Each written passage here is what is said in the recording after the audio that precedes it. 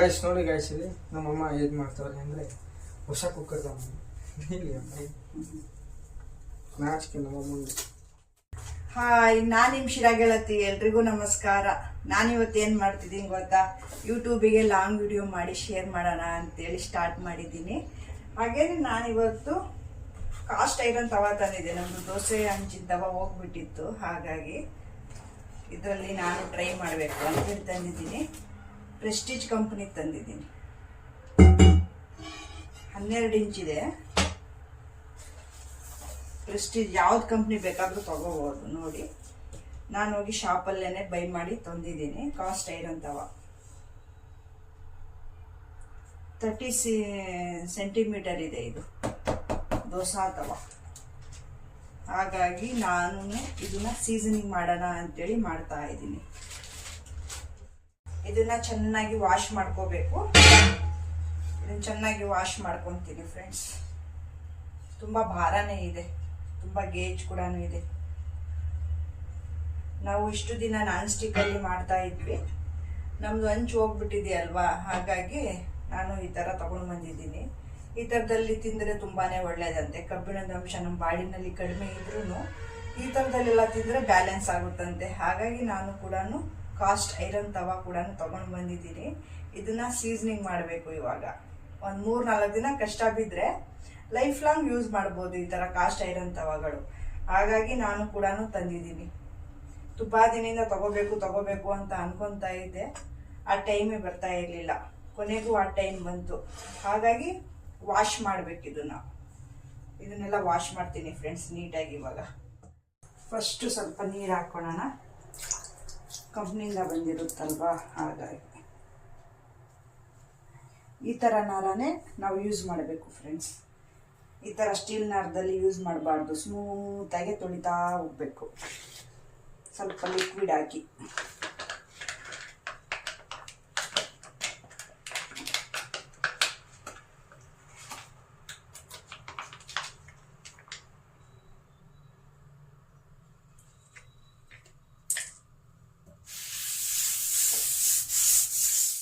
ಸ್ಮೂತಾಗೇನೆ wash ಮಾಡ್ತಾನೇ ಇರಬೇಕು. ನೋಡಿ ಎಷ್ಟು ಬ್ಲಾಕ್ ಬರ್ತಾ ಇದೆ. ಕೆಮಿಕಲ್ ಹಾಕಿ ಮಾಡಿರ್ತಾರಲ್ವ ಫ್ಯಾಕ್ಟ್ರಿಯಿಂದ. ನೋಡಿ ಫ್ರೆಂಡ್ಸ್, ಎಷ್ಟು ಬ್ಲಾಕ್ ಇದೆ. ನಾನು ತುಂಬ ಪ್ರೆಷರ್ ಹಾಕಿ ಏನು ಉಜ್ಜುತ್ತಾ ಇಲ್ಲ ಫ್ರೆಂಡ್ಸ್. ತುಂಬ ಸ್ಮೂತಾಗಿ ಈ ರೀತಿ ಉಜ್ಜುತ್ತಾ ಇದ್ದೀನಿ.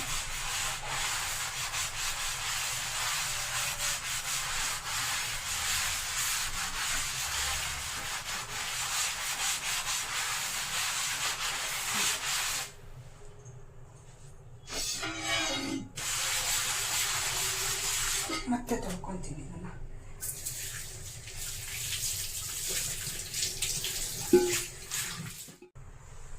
ಇದನ್ನು ನೀಟಾಗಿ ಒರೆಸ್ಕೊಳ್ತೀನಿ.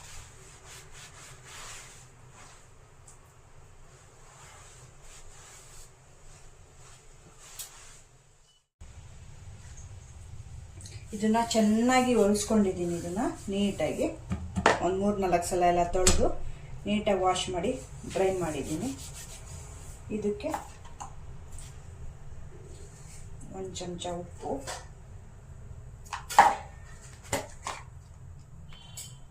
ಹಾಗೆ ಸ್ವಲ್ಪ ಅರಿಶಿನ,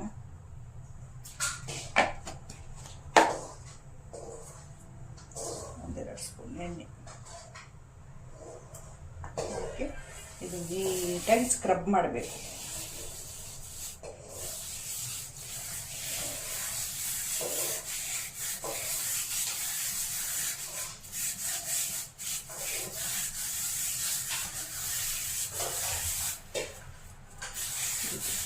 ಈ ರೀತಿ ಚೆನ್ನಾಗಿ ಸ್ಕ್ರಬ್ ಮಾಡಬೇಕು.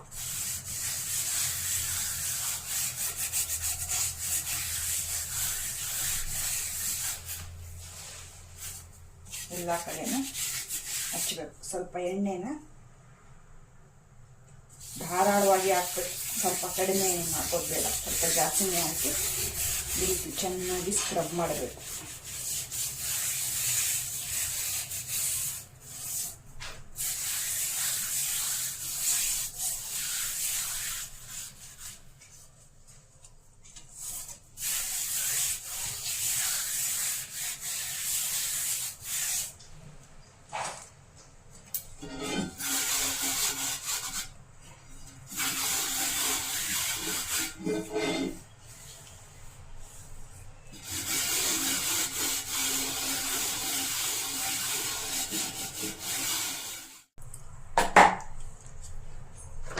ಸ್ವಲ್ಪ ಜೆಲ್ಲು,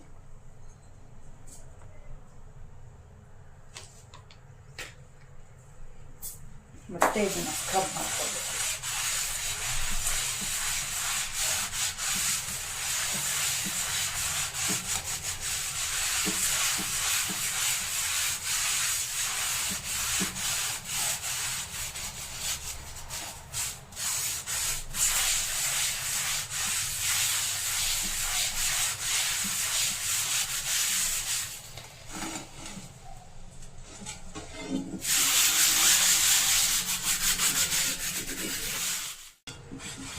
ಚೆನ್ನಾಗೆಲ್ಲ ವಾಶ್ ಮಾಡ್ಕೊಂಡಿದ್ದೀನಿ.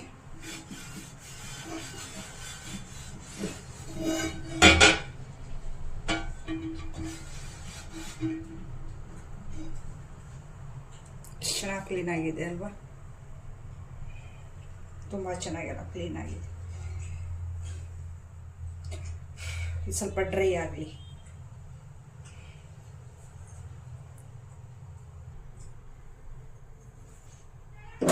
ಇದು ನೀಟಾಗೆಲ್ಲ ಡ್ರೈ ಆಗಿದೆ. ಇದು ಗ್ಯಾಸ್ ಮೇಲೆ ಇಟ್ಟಿದ್ದೀನಿ.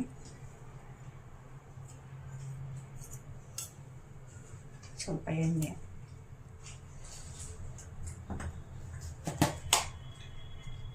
ಹಾಗೆ ಸ್ವಲ್ಪ ಅರಿಶಿನ, ಎಲ್ಲ ಕಡೆನೂ ಸ್ಪ್ರೆಡ್ ಮಾಡಬೇಕೀಗ.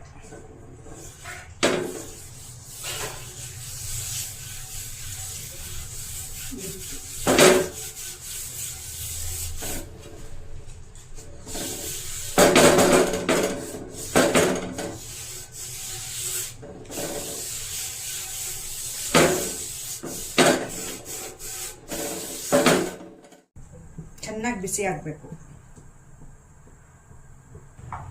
ಸ್ಟವ್ ಆನ್ ಮಾಡ್ಕೊಳ್ಳಿ. ಇದು ಈ ಥರ ಎಲ್ಲ ಹೊಗೆ ಬರ್ತಾ ಇದೆಯಲ್ವಾ? ಇದು ಚೆನ್ನಾಗಿ ಕಾದಿದೆ ಇದು ಹಂಚು. ಹಾಗಾಗಿ ಇದನ್ನ ಇವಾಗ ಆಫ್ ಮಾಡೋಣ. ನೋಡಿ, ಚೆನ್ನಾಗಿ ಹೊಗೆ ಬರ್ತಾ ಇದೆಯಲ್ವಾ? ಇದನ್ನ ಆಫ್ ಮಾಡಿಬಿಡೋಣ. ಈಗ ಆಫ್ ಮಾಡಿ ಇದನ್ನ ಕೂಲ್ ಆಗೋದಕ್ಕೆ 2 ಅವರ್ ಬಿಡೋಣ. ಆಮೇಲೆ ಮತ್ತೆ ಸೀಸನಿಂಗ್ ಮಾಡಿದ್ರೆ ಇನ್ನೂ ಚೆನ್ನಾಗಿ ಬರುತ್ತೆ. ಒಟ್ಟು ಇದು 3-4 ದಿನ ಸೀಸನಿಂಗ್ ಮಾಡಬೇಕು. ಆವಾಗ ದೋಸೆ ಹಾಕೋದಕ್ಕೆ ಸಖತ್ತಾಗೆ ಬರುತ್ತೆ. ಇದೆಲ್ಲ ತಣ್ಣಗಾಗಲಿ.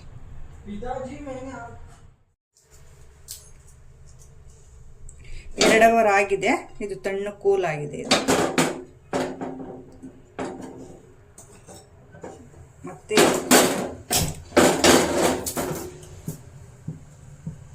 ಸ್ವಲ್ಪ ಎಣ್ಣೆ ಹಚ್ಚಿ 1-2 ಸ್ಪೂನ್ ಎಣ್ಣೆ ಹಾಕೊಳ್ತೀನಿ.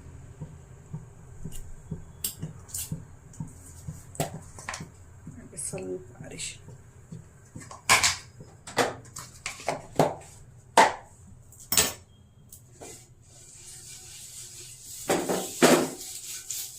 ಈ ರೀತಿ ಚೆನ್ನಾಗಿ ಸ್ಪ್ರೆಡ್ ಮಾಡ್ಕೋಬೇಕು.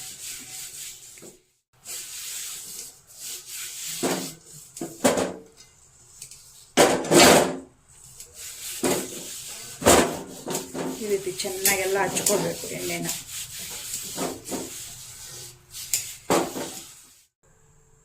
ಮತ್ತೆ 1-2 ಸ್ಪೂನ್ ಎಣ್ಣೆ ಹಾಕೊಂಡು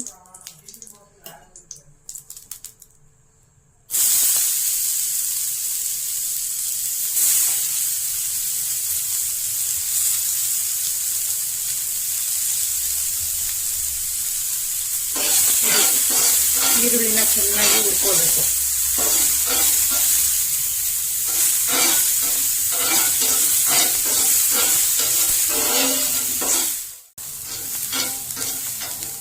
ಈ ರೀತಿ ಚೆನ್ನಾಗಿ ಎಲ್ಲ ಈರುಳ್ಳಿನ ಇದರಲ್ಲೇನೆ ಹುರ್ಕೋಬೇಕು. ಇದನ್ನು ಇವಾಗ ಆಫ್ ಮಾಡ್ಕೊಂಡು